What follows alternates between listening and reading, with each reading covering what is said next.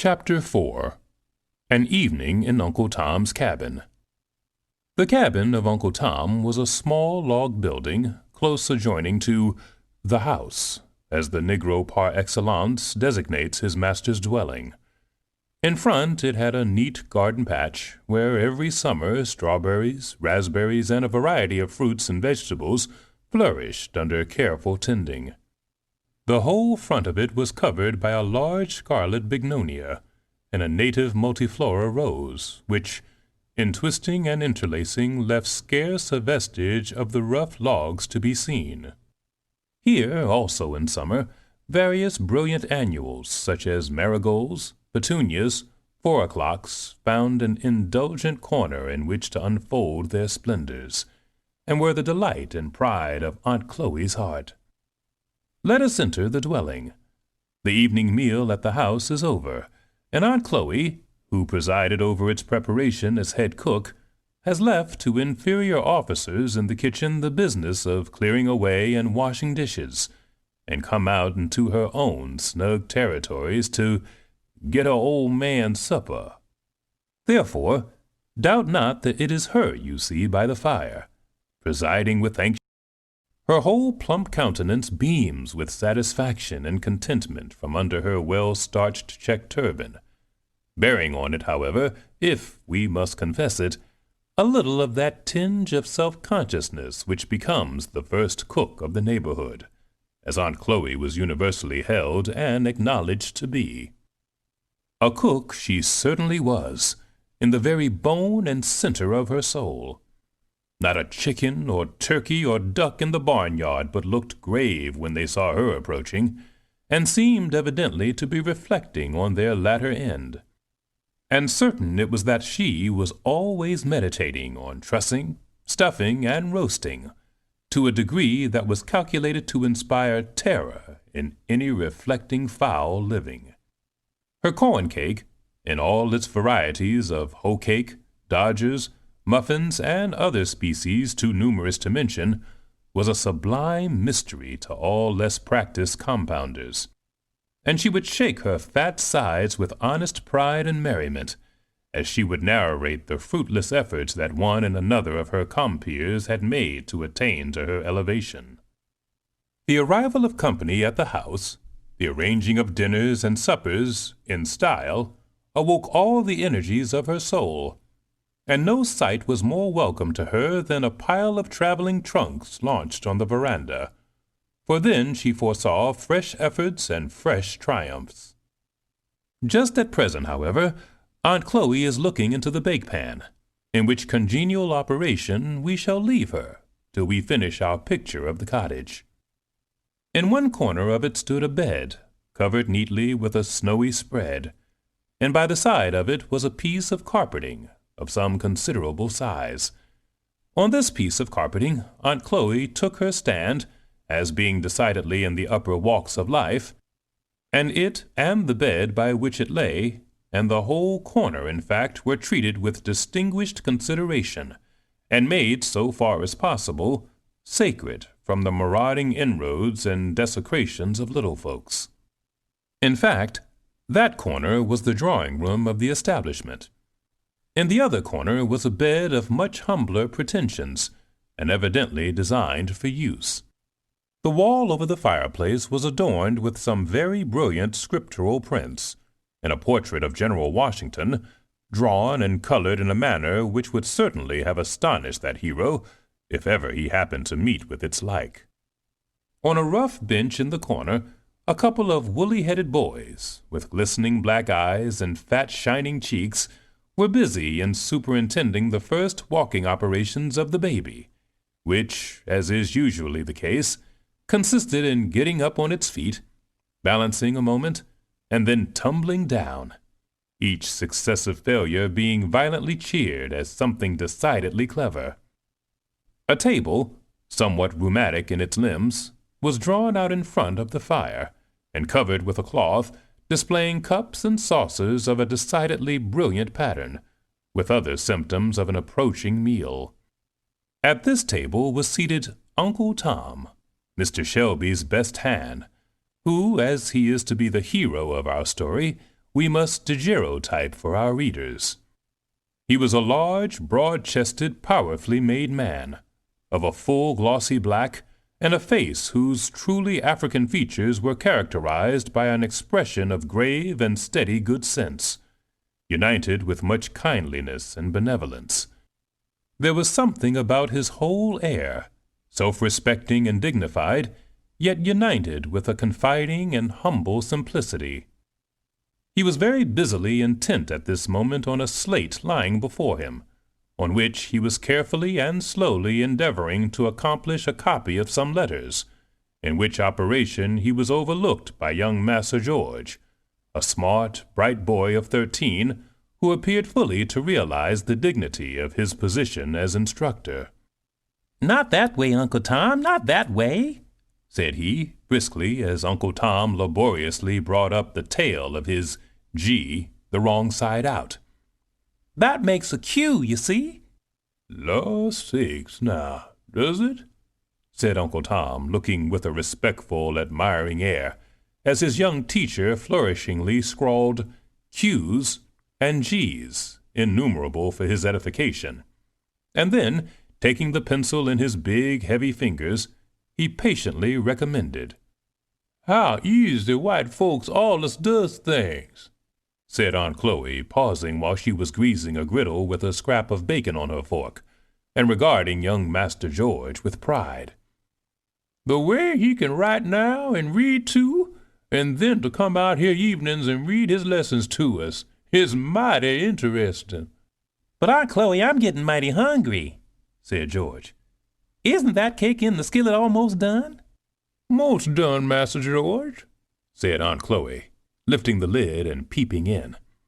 "Brown and beautiful, a real lovely brown. Let me alone for that. Missus let Sally try to make some cake t'other day just to larn her, she said. Oh, go away, missus, said I.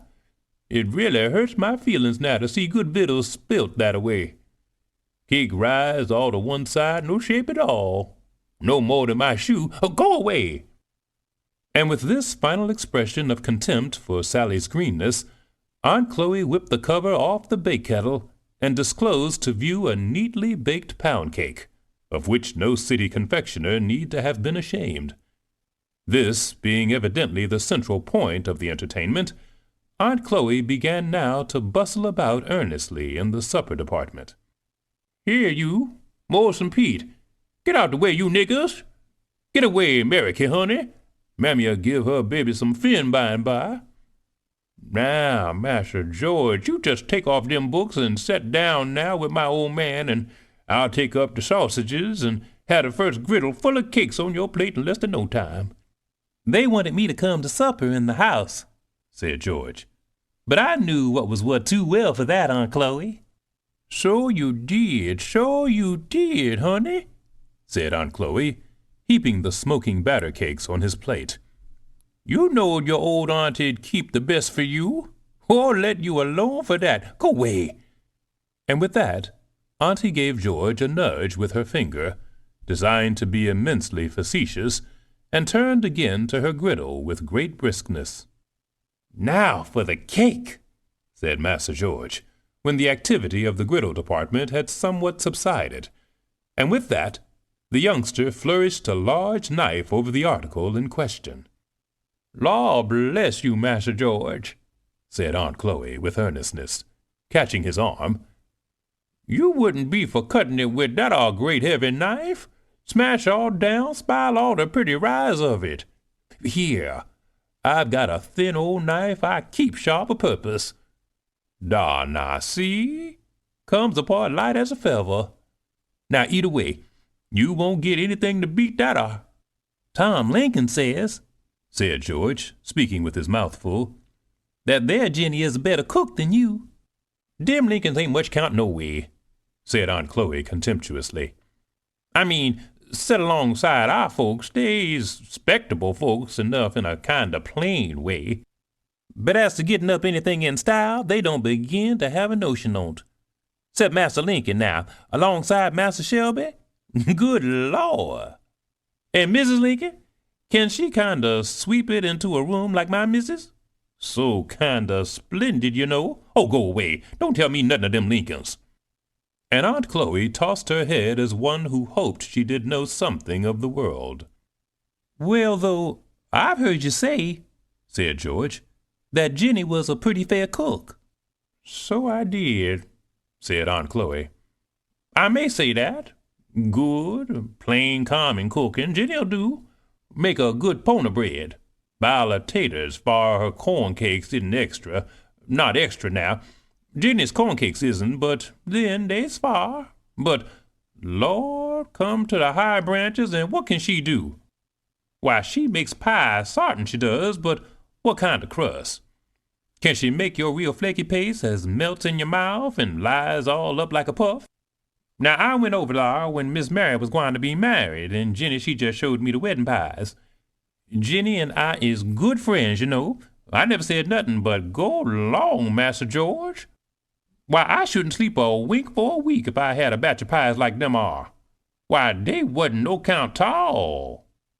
I suppose Jenny thought they were ever so nice, said George. Thought so? Didn't she? Why, she was showing them as innocent. You see, it's just here Jenny don't know. Lord, the family ain't nothing she can't be expected to know. 'Tain't no fault of him. Oh, Master George, you doesn't know half your privileges in your family and bringing up. Here Aunt Chloe sighed and rolled up her eyes with emotion. I'm sure, Aunt Chloe, I understand my pie and pudding privileges, said George. Ask Tom Lincoln if I don't crow over him every time I meet him.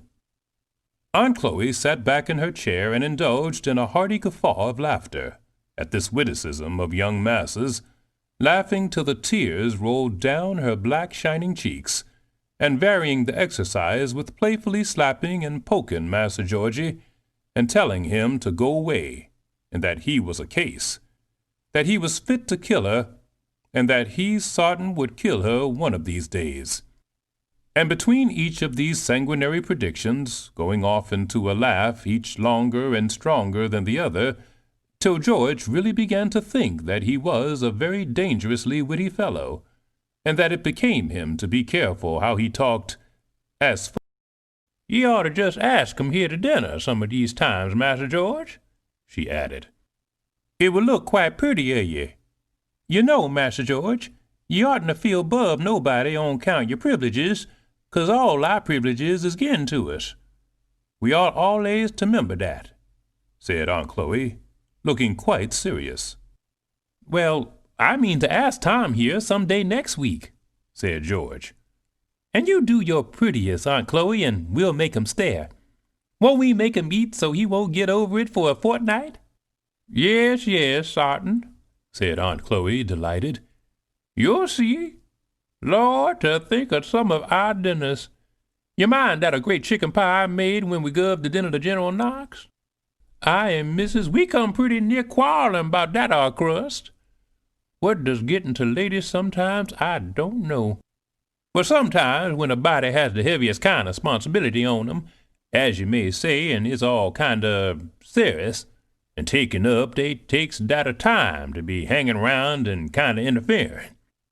Now, Missus, she wanted me to do this way, and she wanted me to do that way, and finally I got kind of saucy, and says I, now, Missus, do just look at them beautiful white hands of yourn with long fingers and all a-sparkling with rings like my white lilies when the dew's on 'em. And look at my great black stumping hands. Now, don't you think that the Lord must have meant me to make the pie crust and you to stay in the parlor? Daw, I was just so saucy, Master George. And what did Mother say? Said George. Say? Why, she kind of laughed in her eyes, them great handsome eyes on hern, and says she, well, Aunt Chloe, I think you are about in the right on't, says she. And she went off in the parlor. She ought to cracked me over the head for being so saucy, but dar was tears. I can't do nothing with ladies in the kitchen. Well, you made out well with that dinner.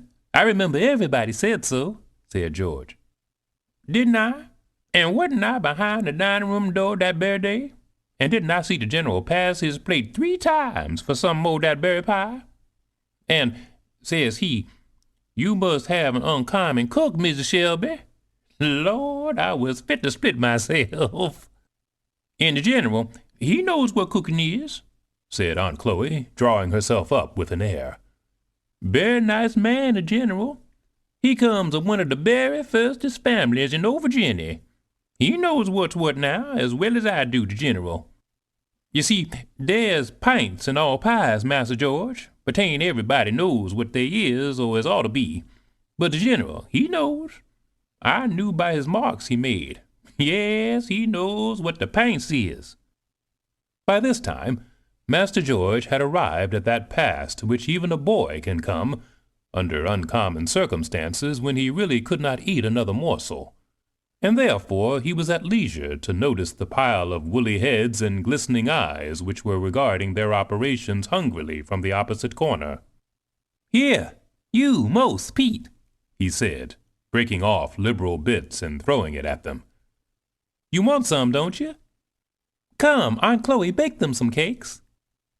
And George and Tom moved to a comfortable seat in the chimney corner, while Auntie Chloe, after baking a goodly pile of cakes, took her baby on her lap and began alternately filling its mouth and her own, and distributing to Mose and Pete, who seemed rather to prefer eating theirs as they rolled about on the floor under the table, tickling each other and occasionally pulling the baby's toes.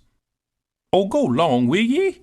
said the mother, giving now and then a kick in a kind of general way under the table when the movement became too obstreperous. "Can't ye be decent when white folks comes to see ye? Stop dat ar now, will ye? Better mind yourselves, or I'll take you down a buttonhole lower when Master George is gone." What meaning was couched under this terrible threat it is difficult to say, but certain it is that its awful indistinctness seemed to produce very little impression on the young sinners addressed. "Law, now," said Uncle Tom, "they are so full of tickle all the while they can't behave themselves." Here the boys emerged from under the table and with hands and faces well plastered with molasses began a vigorous kissing of the baby. "Get along with ye," said the mother, pushing away their woolly heads. "Ye'll all stick together and never get clear if ye do that fashion. Go 'long to the spring and wash yourselves," she said, seconding her exhortations by a slap, which resounded very formidably, but which seemed only to knock out so much more laugh from the young ones, as they tumbled precipitately over each other out of doors, where they fairly screamed with merriment. "Did you ever see such aggravating young uns?" said Aunt Chloe rather complacently, as, producing an old towel kept for such emergencies, she poured a little water out of the cracked teapot on it and began rubbing off the molasses from the baby's face and hands.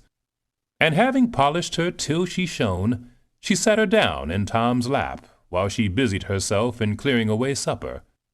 The baby employed the intervals in pulling Tom's nose, scratching his face, and burying her fat hands in his woolly hair, which last operation seemed to afford her special content. "Ain't she a pert young'un?" said Tom, holding her from him to take a full-length view. Then, getting up, he set her on his broad shoulder and began capering and dancing with her, while Master George snapped at her with his pocket-handkerchief, and Mose and Pete, now returned again, roared after her like bears, till Aunt Chloe declared that they fairly took her head off with their noise. As according to her own statement, this surgical operation was a matter of daily occurrence in the cabin. The declaration no whit abated the merriment, till every one had roared and tumbled and danced themselves down to a state of composure. "Well, now, I hope you're done," said Aunt Chloe, who had been busy in pulling out a rude box of a trundle bed. "And now, you Mose and you Pete, get into there, for we's going to have the meeting." "Oh, Mother, we don't want to. We wants to sit up to meeting. Meeting is so curious, we likes 'em." "Law, Aunt Chloe, shove it under and let 'em sit up," said Master George decisively, giving a push to the rude machine. Aunt Chloe, having thus saved appearances, seemed highly delighted to push the thing under, saying as she did so, "Well, maybe 'twill do 'em some good." The House now resolved itself into a committee of the whole to consider the accommodations and arrangements for the meeting. "What we used to do for cheers now, I declare I don't know," said Aunt Chloe. As the meeting had been held at Uncle Tom's weekly for an indefinite length of time without any more cheers, there seemed some encouragement to hope that a way would be discovered at present.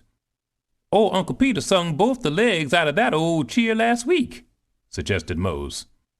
"You go long. I'll bound you pull 'em out, some of your shines," said Aunt Chloe.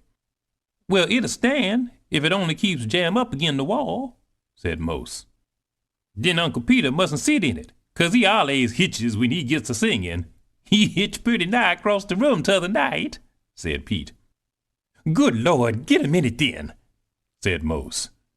"And then he begin, 'Come, saints and sinners, hear me tell,' and then down he'd go." And Mose imitated precisely the nasal tones of the old man, tumbling on the floor to illustrate the supposed catastrophe. "Come now, be decent, can't ye?" said Aunt Chloe. "Ain't you ashamed?" Master George, however, joined the offender in the laugh and declared decisively that Mose was a buster.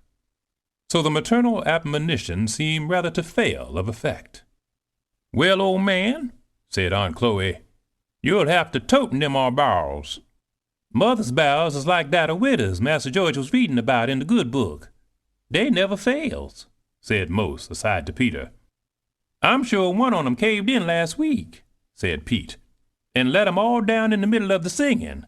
That all was failing, wa'n't it?" During this aside between Mose and Pete, 2 empty casks had been rolled into the cabin, and being secured from rolling by stones on each side, boards were laid across them, which arrangement, together with the turning down of certain tubs and pails, and the disposing of the rickety chairs, at last completed the preparation. "Master George is such a beautiful reader now. I know he'll stay to read for us," said Aunt Chloe. "'Pears like 'twill be so much more interesting." George A few of the worshippers belonged to families hard by, who had got permission to attend, and who brought in various choice scraps of information about the sayings and doings at the house and on the place, which circulated as freely as the same sort of small change does in higher circles. After a while the singing commenced, to the evident delight of all present. Not even all the disadvantage of nasal intonation could prevent the effect of the naturally fine voices in airs at once wild and spirited. The words were sometimes the well-known and common hymns sung in the churches about, and sometimes of a wilder, more indefinite character, picked up at camp meetings. The chorus of one of them, which ran as follows, was sung with great energy and unction. "Die on the field of battle, die on the field of battle, glory in my soul." Another special favorite had oft repeated the words, "Oh, I'm going to glory, won't you come along with me? Don't you see the angels beckoning and a-calling me away? Don't you see the golden city and the everlasting day?" There were others which made incessant mention of Jordan's banks and Canaan's fields and the New Jerusalem. For the Negro mind, impassioned and imaginative, always attaches itself to hymns and expressions of a vivid and pictorial nature. And as they sung, some laughed and some cried, and some clapped hands or shook hands rejoicingly with each other, as if they had fairly gained the other side of the river. Various exhortations or relations of experience followed and intermingled with the singing. One old gray-headed woman, long past work, but much revered as a sort of chronicle of the past, rose, and leaning on her staff said, "Well, children, well, I'm mighty glad to hear ye all and see ye all once more, 'cause I don't know when I'll be gone to glory. But I've done got ready, children. 'Pears like I'd got my little bundle all tied up and my bonnet on just a-waitin' for the stage to come along and take me home. Sometimes, in the night, I think I hear the wheels a-rattlin' and I'm lookin' out all the time. Now you just be ready, too, for I tell ye all, chillin'," she said, striking her staff hard on the floor, "that our glory is a mighty thing. Ooh, it's a mighty thing, children. You don't know nothing about it. It's wonderful." And the old creature sat down, with streaming tears, as wholly overcome, while the whole circle struck up.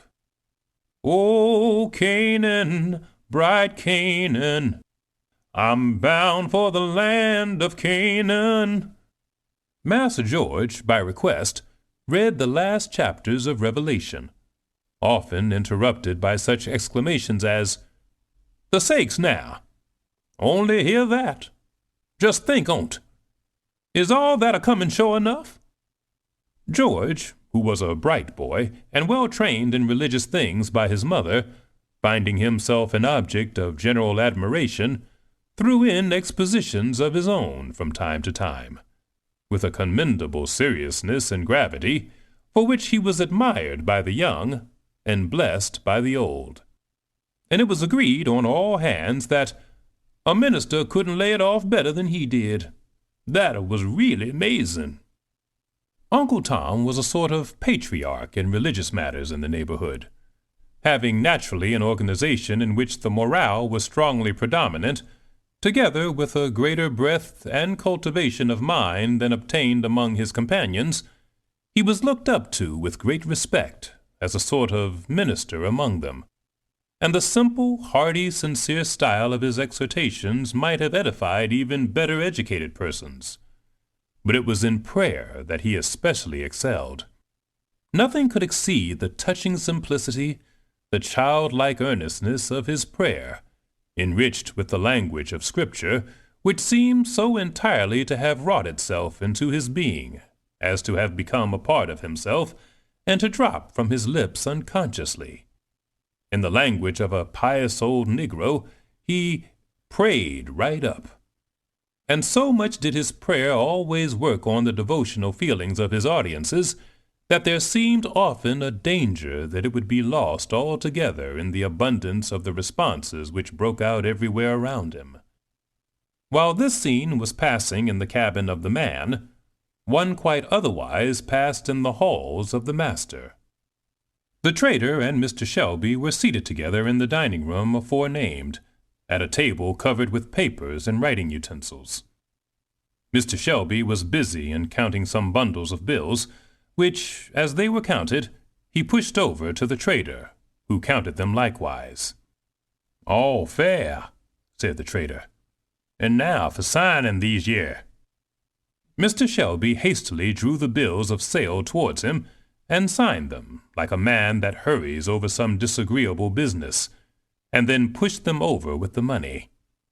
Haley produced from a well-worn valise a parchment, which, after looking over it a moment, he handed to Mr. Shelby, who took it with a gesture of suppressed eagerness. "Well, now, the thing's done," said the trader, getting up.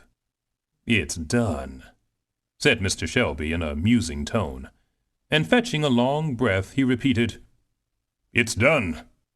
"You don't seem to feel much pleased with it, 'pears to me," said the trader.